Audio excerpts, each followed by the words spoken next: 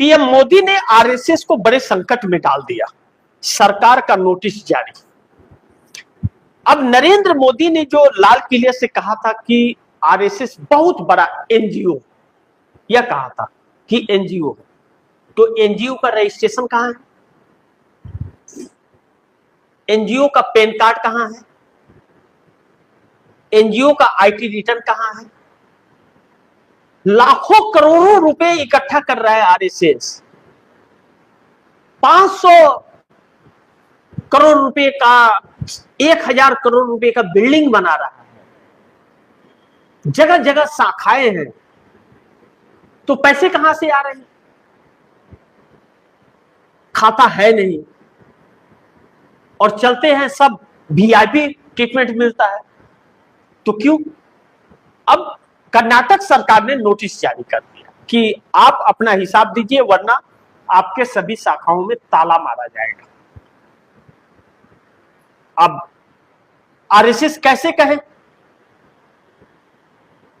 कि हम रजिस्ट्रेशन नहीं कराएंगे? नहीं कराएंगे तो क्यों नहीं कराएंगे? आप आईटीआर क्यों नहीं भरेंगे? आप अगर एनजीओ हैं तो क्या बाकी एनजीओ का रजिस्ट्रेशन नहीं होता? बाकी एनजीओ ऐसे ही चलता है क्या? तो यह आप संविधान के ऊपर है। अब सवाल यह हो गया कि आप संविधान को मानते हैं या नहीं मानते। अब मतलब सीधा हो गया कि अगर आप संविधान को मानते हैं तो आपको रजिस्ट्रेशन कराना पड़ेगा और ब्यौरा भी देना पड़ेगा। आप करते क्या है वह भी बताना पड़ेगा। कितने लोग आपके पास है, मेंबर है, कितने पदाधिकारी हैं, किस किस तरह से आप रखे हैं, पैसे का लेन देन कहां से आप कर रहे हैं, यह सब कुछ आपको दिखाना पड़ेगा।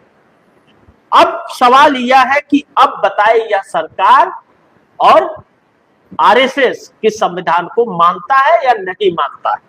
संविधान को मानता है, बोलेगा संविधान को मानते हैं तो फिर उसे रजिस्ट्रेशन कराना पड़ेगा। जब एक छोटे से दुकान को रजिस्ट्रेशन कराना पड़ता है, छोटे से व्यापारी को जीएसटी रजिस्ट्रेशन कराना पड़ता है, खाता खोलना पड़ता है, तो फिर लाखों करोड़ों के संस्थान को क्यों नहीं?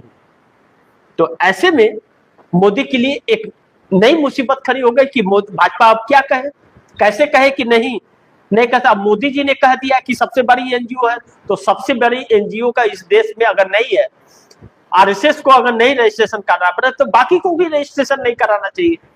फिर कंपनियां भी रजिस्ट्रेशन नहीं कराएंगे, तो फिर भाई आरएसएस देश से ऊपर तो है नहीं, और आरएसएस ने देश के लिए तो कुछ किया नहीं है। लूटने के अलावा और धोखा देने के अलावा तो आरएसएस ने कुछ नहीं किया।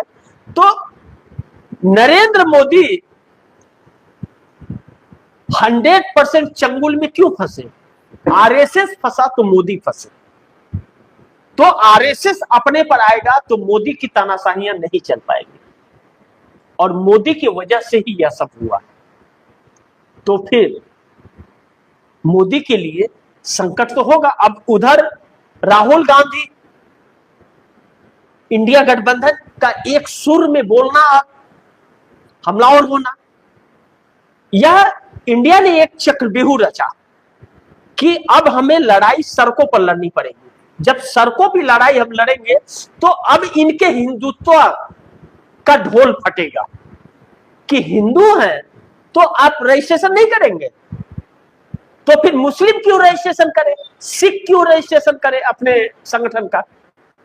आपने छूट तो उसके लिए भी छूट होनी चाहिए।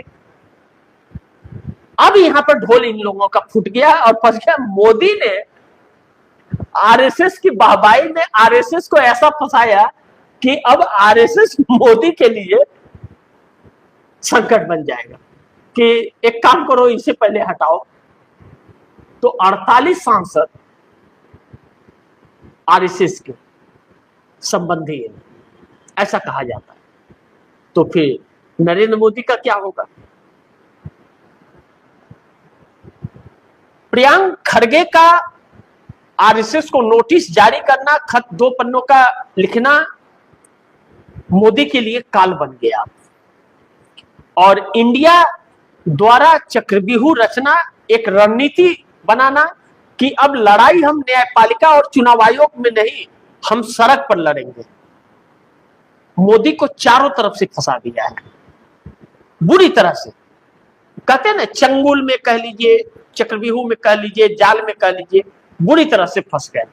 एक तो इधर तोड़ फोड़ से एनडीए गठबंधन के अंदर ही नाराज कर बैठे, और ऊपर से जो तोड़े वो अभी न घर के न घाट के कहीं के नहीं है। ऐसी पार्टी में गए कि उनको मान्यता ही प्राप्त नहीं है और खुद अपनी पार्टी में शामिल नहीं कर सकते, पैसे भी खर्च किए और शामिल भी नहीं कर रहे क्योंकि उसमें मुस्लिम है।